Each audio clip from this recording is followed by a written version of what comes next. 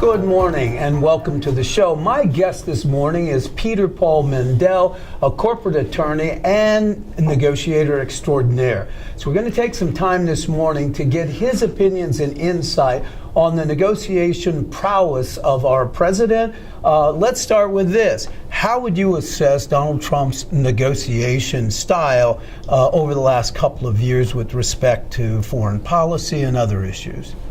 Like any good negotiator, some of the things he does is good, some of the things he does is bad, some of the things he does is terrible, and some of the things he does is terrific. Wow, that's which one would you like to talk about? Well, let's talk specifically about the idea this morning. There was a couple of days ago, there was an indictment, very specific, indicting 12 Russians on specific issues, specific background. This morning, during a joint press conference, Donald Trump didn't make mention at all, said they had an exhaustive conversation, and that he feels that Mr. Putin has been forthcoming in continuing to say that there has been no interference whatsoever. As a negotiator, knowing that domestically, both on the Republican and the Democratic side, do you think that was a wise move, knowing that there's going to be rebuff internationally? I don't know of anything that a negotiator does at a meeting that somebody doesn't disagree with. You're always going to have a disagreement, especially with people who weren't present. Not that whatever occurred at the meeting was the right thing to occur, but the people talking about it, they really don't have much experience or knowledge about it. In negotiations, the best negotiator is somebody who gives the other side a way out to save face. Save face with the public general, save face with his constituency, save face with those people in opposition to him in their locale. I think we could agree that Theresa May did a good job of doing exactly what you said in the face of the opposite from our president.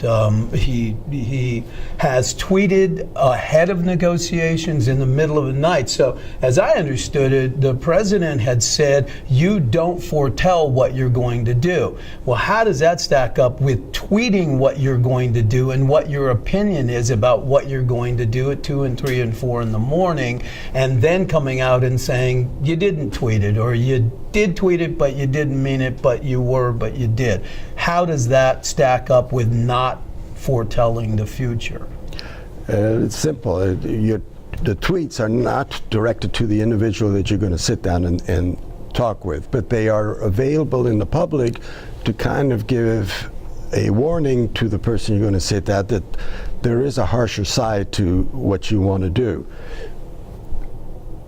Then you come in to negotiate and you assess the individual, you assess what has happened, and you talk about those things that moves the negotiation forward. There's a lot that he could have said, a lot that he could have talked about, but a good negotiator will talk about those things that'll get movement in the right direction. Perhaps not everything you would like to see, perhaps certainly not everything everybody else would like to see, but what everybody else wants to see is totally different, even among themselves, to what is on a realistic basis, what is capable of being accomplished, and what may not get us exactly where we want to, but over time. One sec, let me interrupt you. You're an attorney. If we were in a court of law and you presented a set of facts, and then your opposing attorney came in and discredited every one of the facts that you just presented as truth, when there was multiple corroboration that what you presented was not true, was not accurate, was not consistent with the law,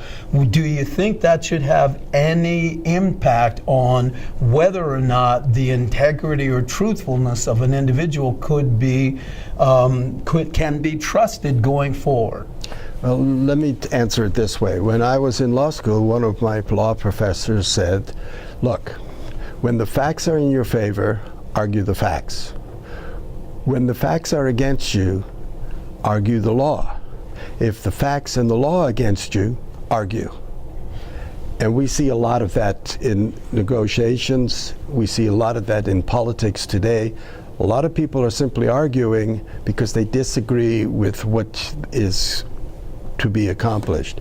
And that has not changed throughout history. No matter how far back you go, you'll always find a group of people that today, looking back, we say, gee, they were so brilliant. But at the time, you'll see lots of people that disagreed with what had occurred. Partly because they can't see the future. None of us can.